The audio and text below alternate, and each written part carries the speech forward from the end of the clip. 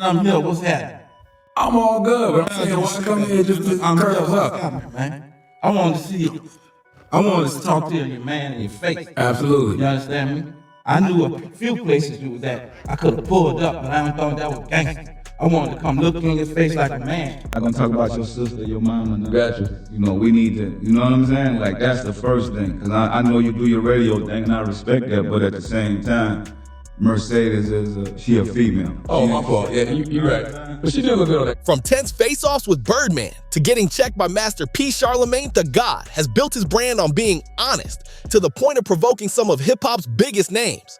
But when you make a career out of asking uncomfortable questions or just straight-up disrespect, you can't be surprised when rappers clap back.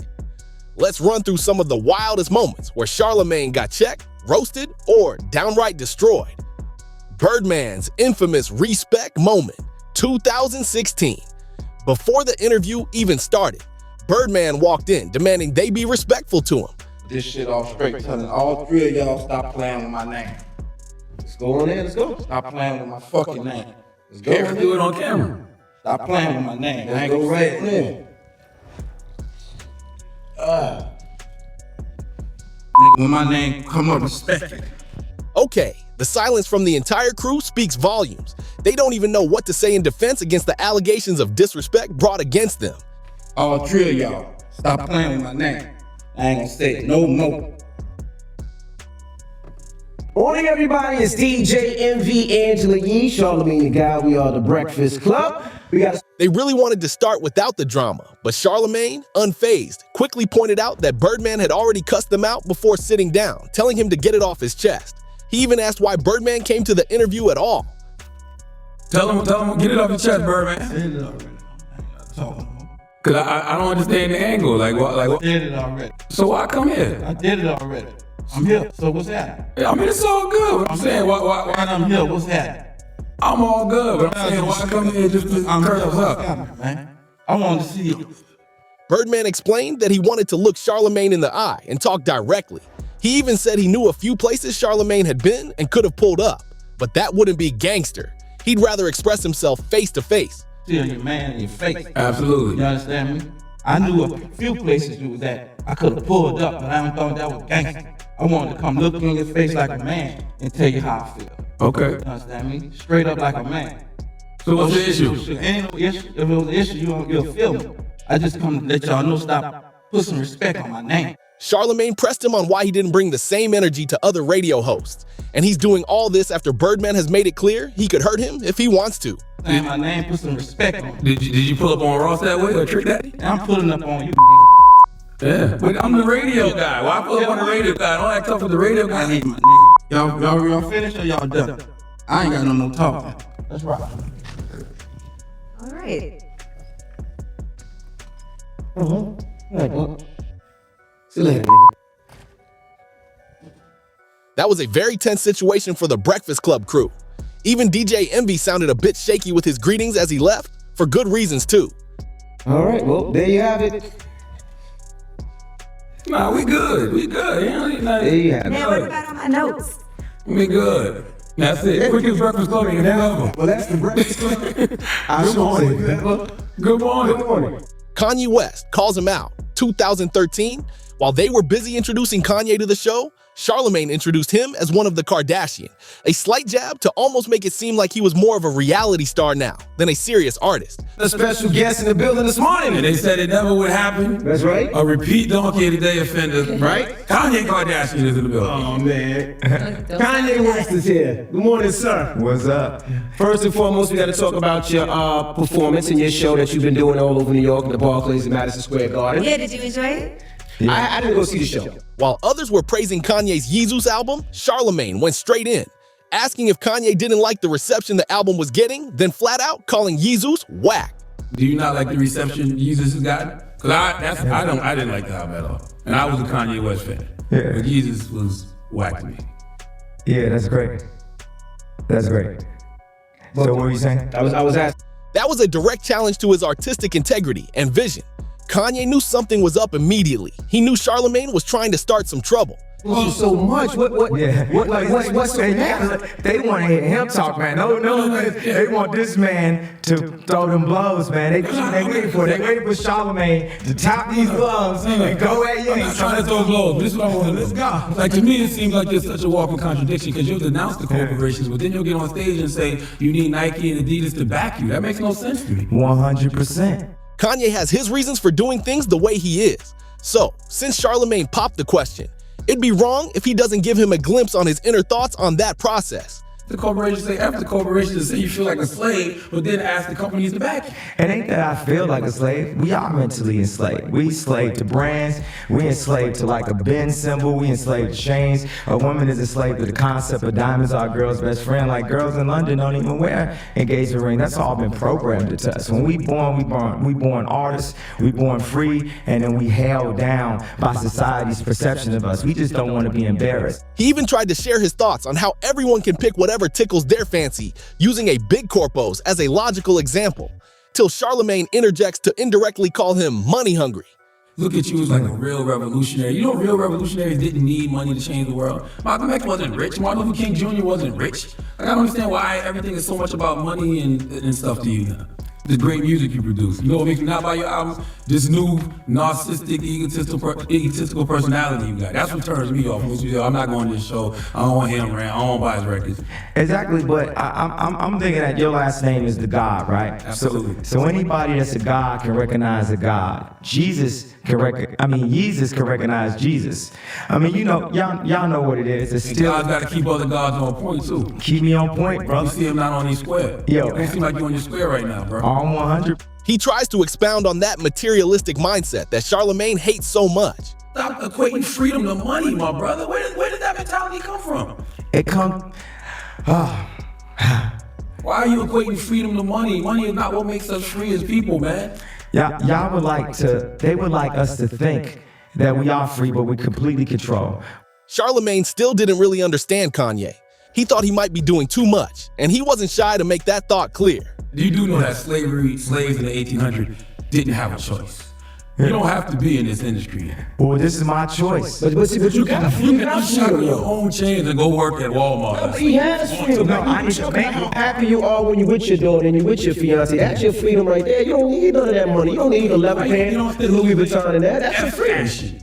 You kids, you don't need fashion. That's what I said last night. I turned up. I'm turning up and I'm growing. I'm learning because I'm still in shackle. I'm still mentally shaken. I'm gonna grow from this interview. I've been so excited. I've been waiting for this interview. I want you to tell me everything that I'm doing wrong in front of everybody so I can improve that. All right, well, let's take a step back. Seeing how heated things were getting, Angela Yee tried to change the subject, but Charlamagne even took aim at Kanye's Bound 2 music video, calling it terrible. Video then. That was a terrible video. And you know that, man. You're not going to sit here and tell me you look at the bathroom video and that video. Explain that video to us a little bit. Now, you talk about that video. Now, here go to BS industry stuff. The label rep's like, no, wrap it up. Yeah, he said 10 minutes. But let's talk about the video. But, like, you know, There's constructive criticism, and there's downright spite.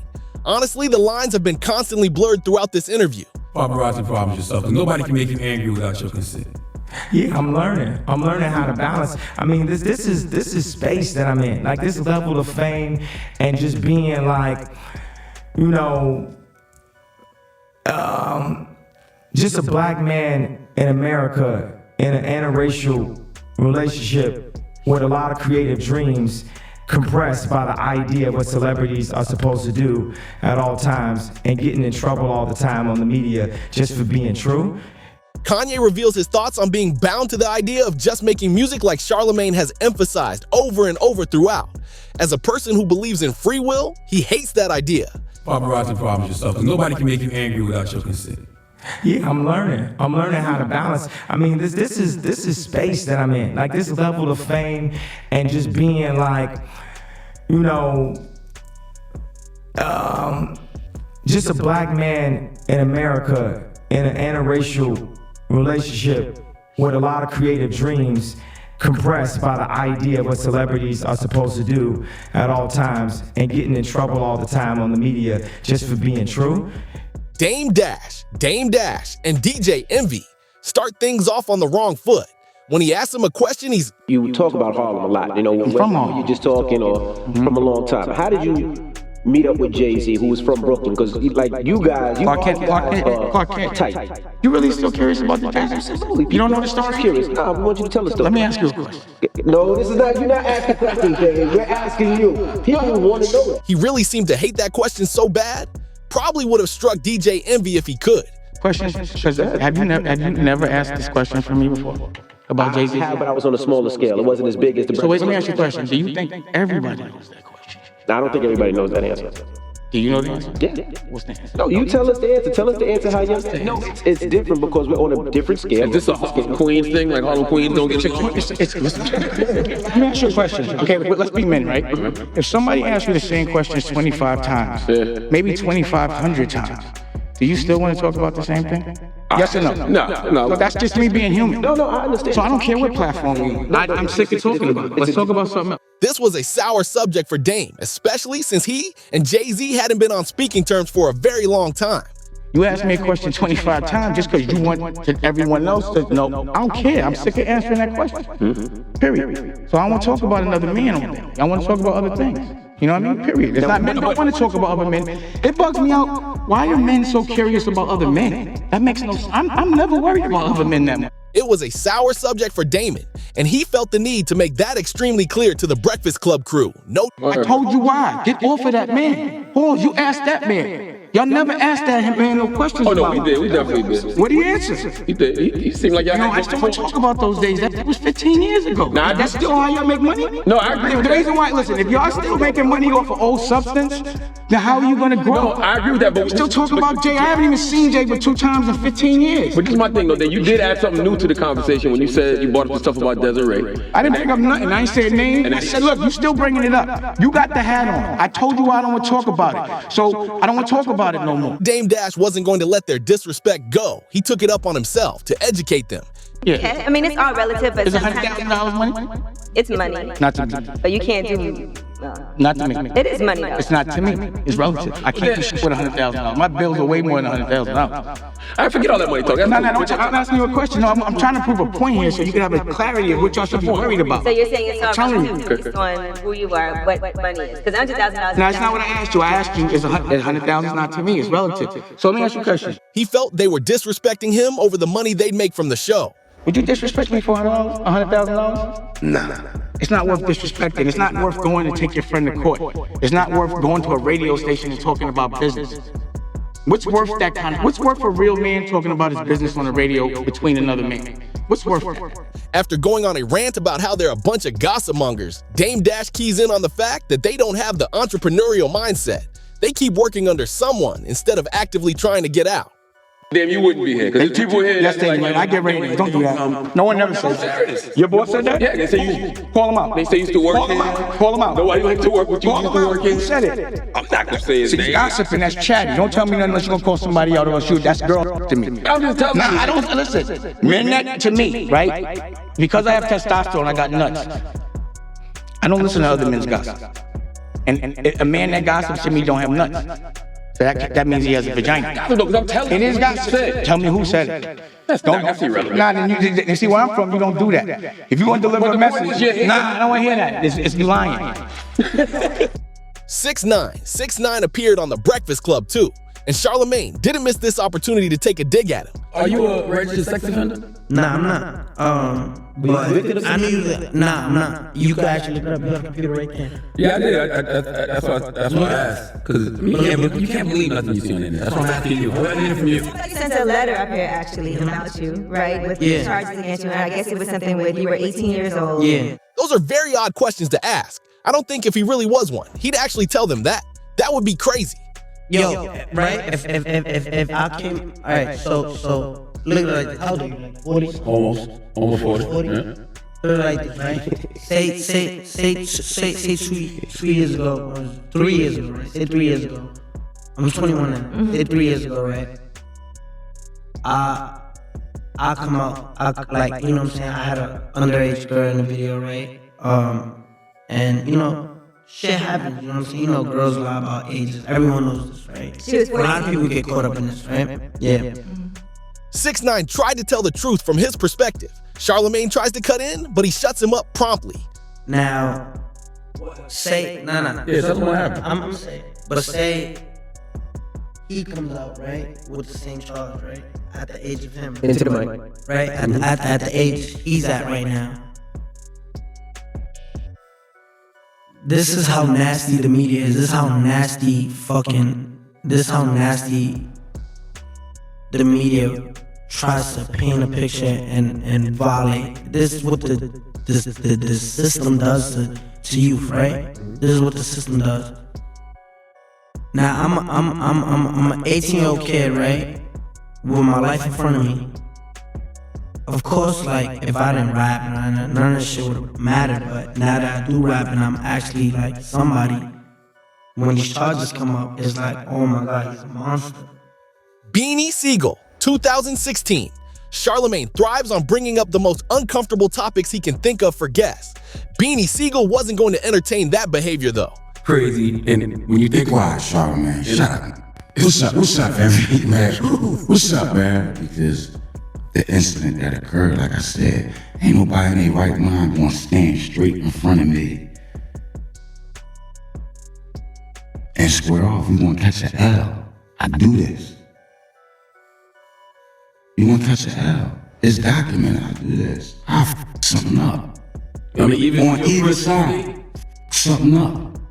In the interview, they were discussing the game and Meek Mill's beef at that time. Charlamagne made it personal when he brought up talks of allegiance and loyalty. This the whole situation seems shaky. I know you say I'm not qualified to speak on it. I'm just observing it, but it just seemed like, loyalty with you lies with who's providing you opportunity at the time. Get the f out of here, Charlamagne, man.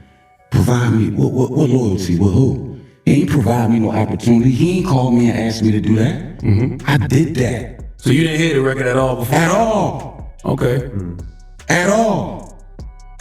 So if I tell you, Charlamagne, say this ride with me, and then we wind up going somewhere, and then this happened, and you're like, you walk me, why you? Got you. Okay. So what's sneakers? That or that? Answer that. Later, Charlamagne would bring the beef up again, prompting this response from Beanie. On that, we answered that. We talked about that. So don't talk out your neck, because you want, if you saying you want unity, keep doing that, man. Don't stop playing with me, man. Did not just answer that. But you knew he wasn't real. You said you didn't think he was real when you was in the studio with him. All right, put it like this. Is Kanye a street? Absolutely not. Huh? Absolutely. But when Kanye put that phone call in, you know the stories. Who was there? And he ain't a street.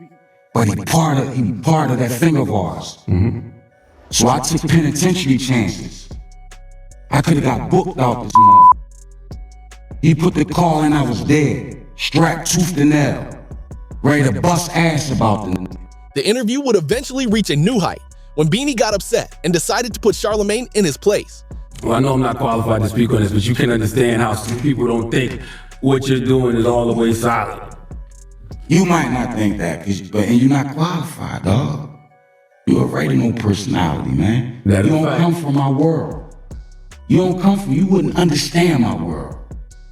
You don't come from my world. You don't know nothing about that, man. Nah, I don't. Yeah, stop running your Beanie leverages his record as a way of threatening Charlamagne. He can cause him a lot of harm if he sets his mind to it. Stop running your fucking mouth. You shit, it's dangerous.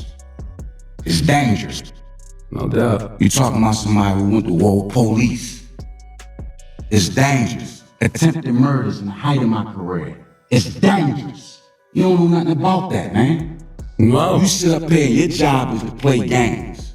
But play with something safe, man. Don't play with me. Master P, 2015.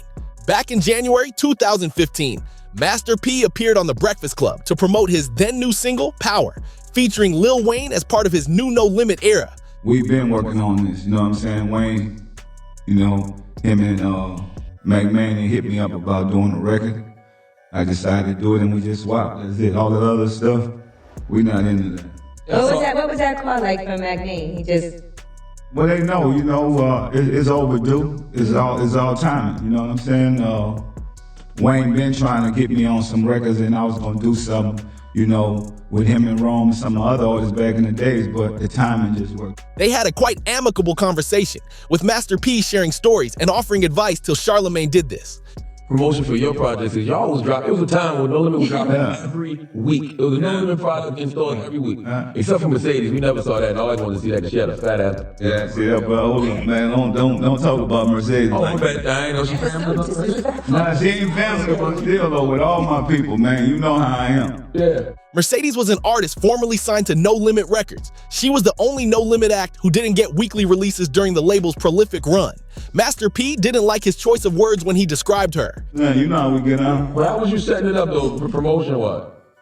What you mean setting? Because it was dropping, they were dropping every week. So how were people able to know? Okay, unless you was going to the record. Now let's go back to this, dog. Let's respect, because I'm not gonna talk about your sister, your mama. Now. Gotcha. You know, we need to. You know what I'm saying? Like that's the first thing, because I know you do your radio thing, and I respect that. But at the same time, Mercedes is she a female. Oh, my fault. Yeah, you're right. But she did look good on that cover. Yeah, she look good. That's your opinion. But you know, it's about. He emphasized that while she wasn't family, he still held her in regard. He made it clear that disrespecting women, regardless of who they are, is not acceptable. Charlamagne, you know me and you go back. Absolutely. So it's about, you know, when we talk about women, I know I don't care, I ain't gonna disrespect no hookers or nothing, because I don't do that. I'm a man, and I don't want nobody to disrespect no people that I know. You know what I'm saying? Absolutely. So, yeah. Now, also, you was early with working with Dipset. Yeah. Cameron, Jim Jones, and now, is there any other artists you want to work with that's maybe not your typical Cash Money, or I would say Cash Money, no limit artists? Like the Dipset, that came out the blue. We seen that, was like, oh, ish. Yeah. Well, actually, they did about it though. Yeah, that's what happened. When P down here, I came with them. Yeah, I came with them. It was something that nobody ever seen or thought to see. Yeah. Is there any artists like that you want to work with like that? Maybe like YG. Let me see who else. You know, Nipsey Hussle. In town right now, too. Yes. Okay. Even Troy Ave, I like him, man. I've been checking him out. I think that he on himself. You know what I'm saying? He's hard headed. Like he reminds me of you a little bit with the hard head. He will not sign, and he was like, I was independent. I got my own money. I'm gonna do this myself. They knew they erred, so they tried to change the subject so many times. Master P repeatedly brought the conversation back to respect, particularly toward women, making it a teachable moment rather than a dismissive brush-off.